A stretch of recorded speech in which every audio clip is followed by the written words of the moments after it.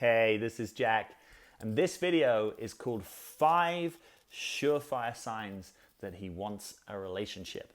Hey, welcome to the channel. If you're new here or you haven't subscribed, come on, let's do this. I'd love you to go here, click that button, and then tap the bell notification so you can hear of new videos as soon as they come out. My name is Jack Butler. I'm a relationship coach, and I release more than one video every week on relationships and personal growth.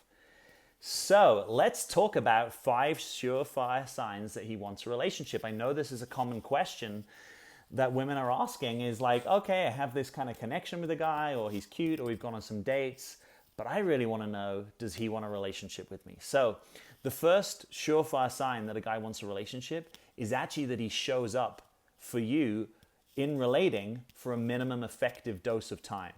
That's a little bit of a fancy phrase, but it kind of means that most often, if a guy is investing and it's been 3 months, or it's certainly been 6 months, now we've got some pretty good data and evidence that he's interested in a relationship with you, right? Anyone can be interested for days and weeks if there's good chemistry, if there's a sexual connection, if there's an intensity that's unfolding. That, by the way, doesn't have a lot to do with whether someone has a long-term staying power in relationships. So the reason I'm putting a time qualification on this is because a lot of guys will drop off. And here's one of the reasons why they'll drop off, is that some guys, their due diligence strategy for a relationship is a little bit like if you were going to invest in a business and we're doing a bunch of due diligence on the business. That you might be looking over books, you might be checking out all sorts of fundamentals about the business, you might be going in and spending time on the shop floor or the work floor, whatever it is. There's a whole set of things that you're going to do which don't actually mean that you are going to make an investment or buy that business. They just mean you are checking it out. And for some guys, that is their orientation to relationship, is they're going to do a whole period of time where they check things out and they try it on for size. And during that time, they may really act as if, yeah, I can see this going somewhere. And then at a certain threshold, a few weeks or even a few months, they might decide, you know what, actually this isn't what I want to invest in. Even though all the way up until that point, they've given you every inclination that they are investing. Now, I want to say this isn't actually disingenuous behavior. It may not be the most mature, wise behavior, but most of us, me included historically, when we engage in this, we're not trying to take you for a ride.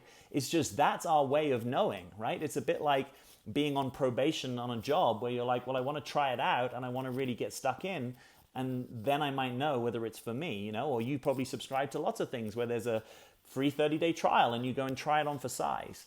There are some guys and women also that's kind of how they approach relationships. So that's why it's important for you to get through this initial period of connection to know, hey, do we have something that is a little bit more sustainable?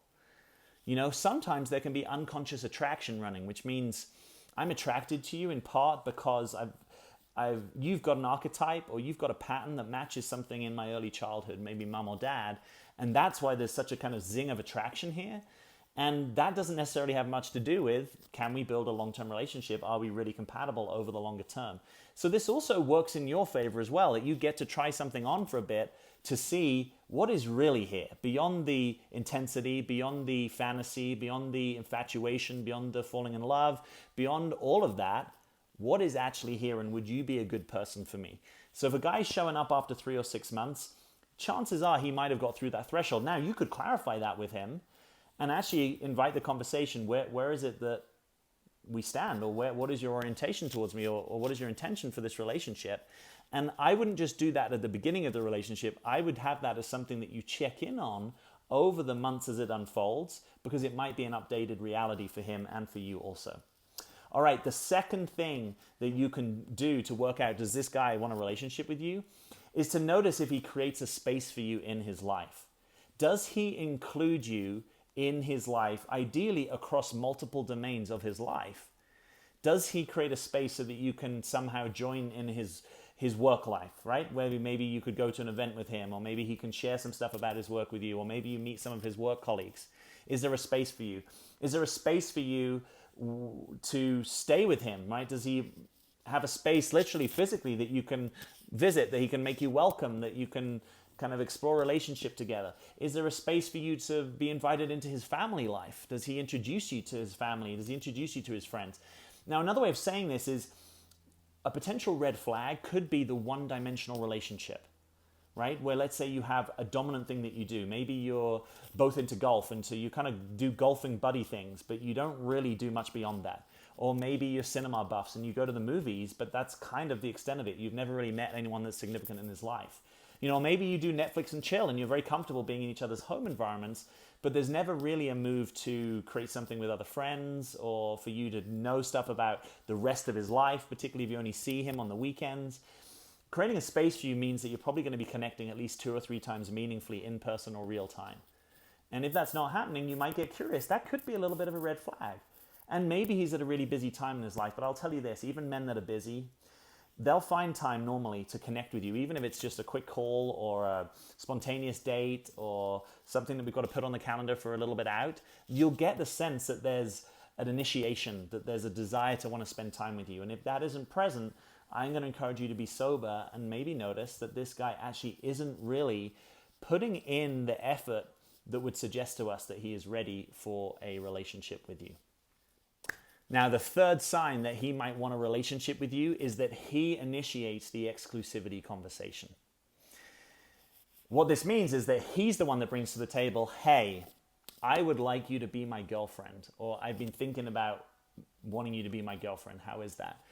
Or I would really like to only be seeing you, and I'm wondering if you're up for having that agreement with me.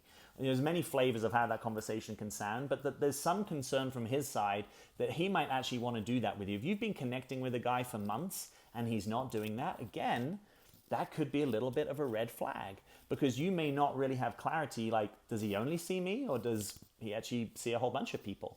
And I wouldn't make any assumptions there. Like, until you know that he's saying, yeah, I'm actually only seeing you, or that you're seeing him regularly enough that there wouldn't really be much space for him to see someone else. But even in that situation, I would just encourage you to be explicit. I'm such a fan of people taking on the real and authentic conversations to find out what's actually going on. So if you find that you're initiating that conversation, that's also okay. You have a right to do that. But I know from my coaching experience, a lot of women prefer if the guy initiates that conversation, because in a way you find out that it's a true desire, right? Not just a kind of responsive desire to your own desire. And a lot of people like the clarity of that.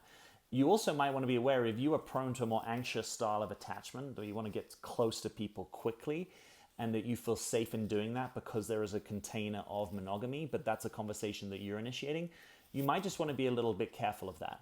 Because sometimes guys will be willing to be exclusive with you because it's something you've asked for, or because it's something that they know would have you feel safe. Maybe to have themselves feel safe. But that is not actually the same thing as I ongoingly see this as an investable relationship. That's why we're doing monogamy, right? So you kind of just want to get a little bit curious. Some of the reasons that you may want that may not mean that it's actually the long-term play that he's making with you. He might be like, yeah, while we're dating, I'm okay doing that.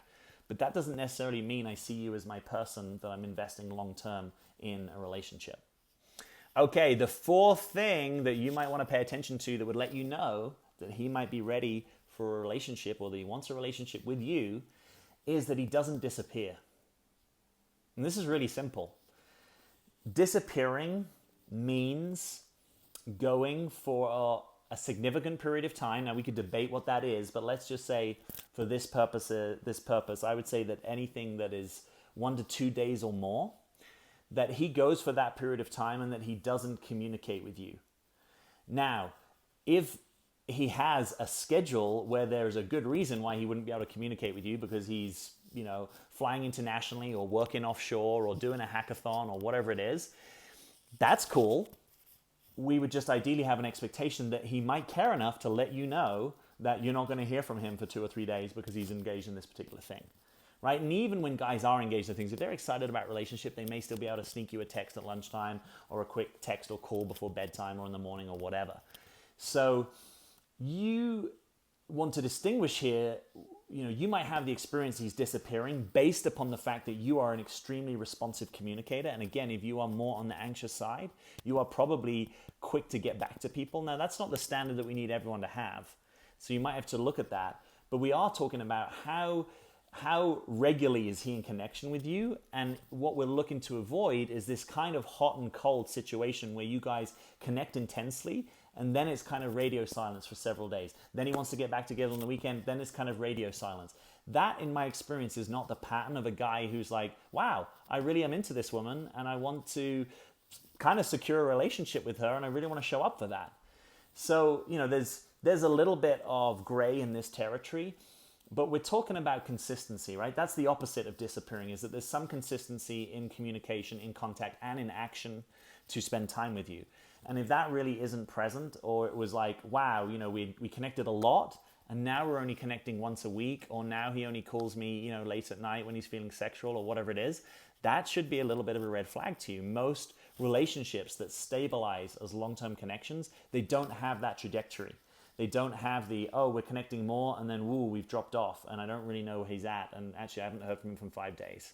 Right? That's typically not the guy who's like, wow, I really see you as my person and you're increasingly in my heart and I want to maybe take care of you. Unless there's some really good reason, he had an accident and he's in the hospital, or, but even then, most of the time, if someone cares enough, they'll find a way to get some kind of quick text to you.